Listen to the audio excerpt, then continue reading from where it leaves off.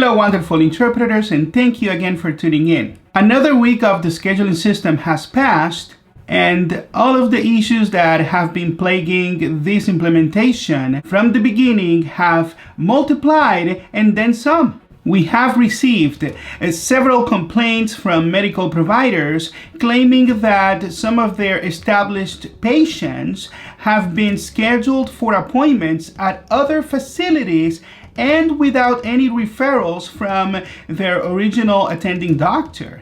These providers were asking me, how is it that these other facilities were able to schedule appointments for patients that they have never seen without having any information whatsoever about these patients and without a referral from their original attending doctor? Sounds like a good question for LNI and MyLanguageLink, aka interpretingWorks.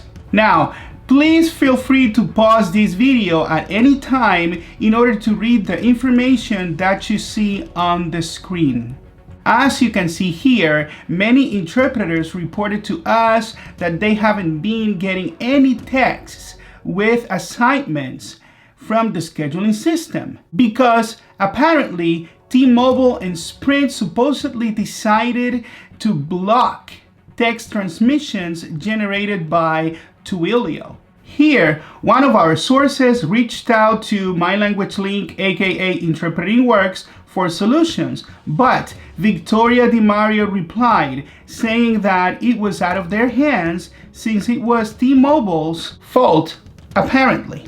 However, that answer does not help independent interpreters who have been restricted and forced into this new system, as you can see here, and they are concerned about the lack of appointments as well. This is happening to many of our colleagues everywhere, as you can see.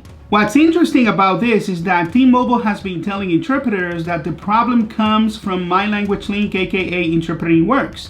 And this situation is also adding to the fact that this company uses an algorithm to apparently reroute appointments. And we have even received reports from interpreters in good standing with LNI, meaning that they are certified, they don't have any problems with LNI, but these interpreters are being denied the opportunity to receive appointments. While this system is having all of these problems, here you can see how WUFC Local 1671 leaders officially revealed their desperation, disclosing their true intentions to rig the upcoming election. As you can see here, they are practically begging their supporters who are taking LNI jobs for the first time ever since this implementation took place on April 12th to at least take one job, hoping that they'll qualify for the election in order to see if they can take the upper hand this way.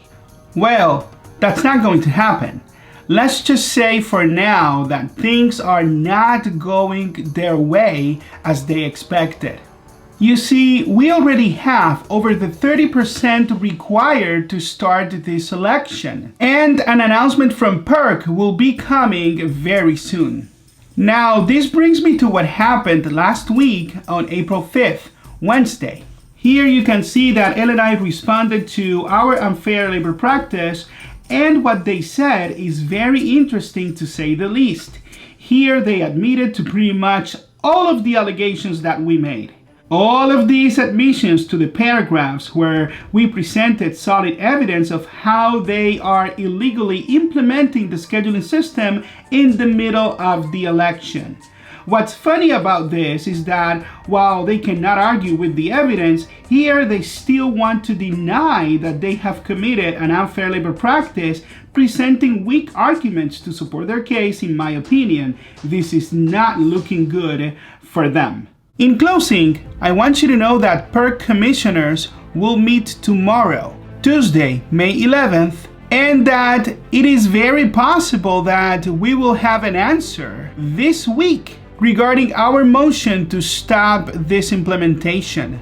Also, there will be a PERC hearing in the near future regarding our unfair labor practice complaint. You see, I know that this week is very stressful for many of us. However, our legal process is still alive and well, as you can see. and we will be having answers very soon.